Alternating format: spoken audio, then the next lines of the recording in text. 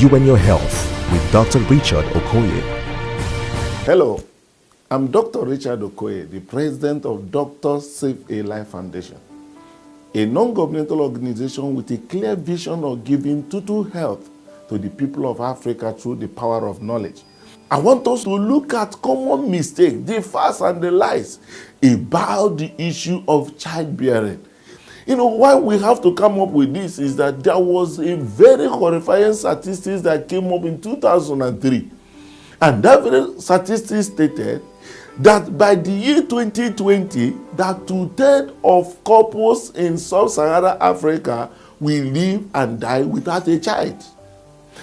We thought it was heavily exaggerated, but what we are seeing in our society today is alarming. Go to the churches, let the man of God ask, who are those looking for the fruit of the womb? The entire congregation will stand. I say something is going wrong. Perhaps we are just looking something from where it is not. And that's why we want to share these common mistakes that are causing so many people delay in the issue of childbearing, putting a lot of frustration in their marital relationship. And this time around, number one thing, gender discrimination.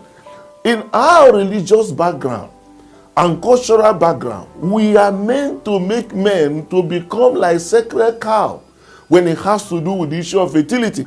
Yes, if you read the Bible, I tell you, read the Bible, you will hear about barrenness Hannah, barrenness Sarah, barrenness Elizabeth, barrenness Micah. No one man was indicted or held responsible for barrenness in his home in the Bible. So we all carry that very mentality that the issue of barrenness is a problem of the woman. And what happened? When the couple get married and there's no child coming, the man will say, oh, woman, go and find out why you have not been able to get pregnant. Find out their problem. And these women will be moving from one concoction to another, drinking no matter what. Some will go for deliverance in church and other. Why their husbands will be at home waiting for them perhaps to return with pregnancy. No, it is wrong. Hear this and hear this one. This is an indisputable fact. It has been proven on a global scene that 50% of barrenness you hear about men, about couples, 50% come from the man and the 50% from the woman. So it is not a function of you sitting down home. Both of you should step out, and step out when you feel you have done what you ought to do. Go out for professional advice. Get what is responsible, whichever it is. Come on. Attend to it. And the earlier, the better, because age is of a factor when it has to do with childbearing. Okay, let's quickly look at this particular one also. Ignorance of the implication of low sperm count. You know, what happens is that when you hear the news that you have low sperm count, don't sweep it under carpet. It can keep the marriage for as long as possible. You know, before this time, World Health Organization said that 50 million sperm count is required for pregnancy to be achieved. Now it has been reduced back again to see if some people can be assisted. But in a situation where it is still established, you have oligospermia, that low sperm count. My friend, don't sweep it under. You people can stay like that for as long as possible. If you see why they ask you to have enough sperm, look at this very film now. If I know that when this sperm got into the vagina, the acidity of vagina will burn most of them. You can see them now burning. With this, a man who has low sperm count, majority of the sperm will die in the vagina without going anywhere. Do you understand what I mean? So, low sperm count is of a concern. When your doctor tells you that, ask more questions. What do we do? And what do we do?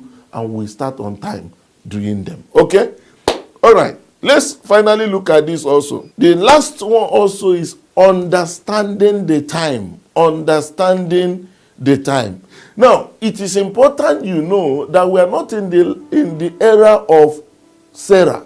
We are not in the era where when a woman's fallopian tube is blocked, it's assumed that the woman is finished, no pregnancy. Or when a man has a low sperm count, the man is finished. There are a lot of things that God has made available in our own time, whereby you can be in position to consider the option of IUI as an option, IVF as an option, ICSI as an option. There are a lot of things that could now be helped under assisted reproductive technology. God made this available for us. Now, I could understand the fact that some of these things are not poverty friendly. But what do you do when it is so?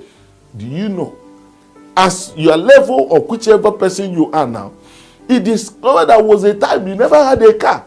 But something tells you one day you will ride the car, and suddenly you see yourself riding one, and we ride two, and we ride three, and can even give out cars to people. Same also should be applied. If what is expected for you to be able to achieve pregnancy, maybe assisted reproductive, and you don't have the money, don't go and kill yourself. Don't go and make your marriage become miserable or become tension. Plan. Put up a plan that this we can achieve by the help of God. And how do you do that? Listen to me. God can help you out of your problem, irrespective of whichever one it is, through three means, which people don't know. Listen. God can intervene in your matter, and they call it miracle. All right?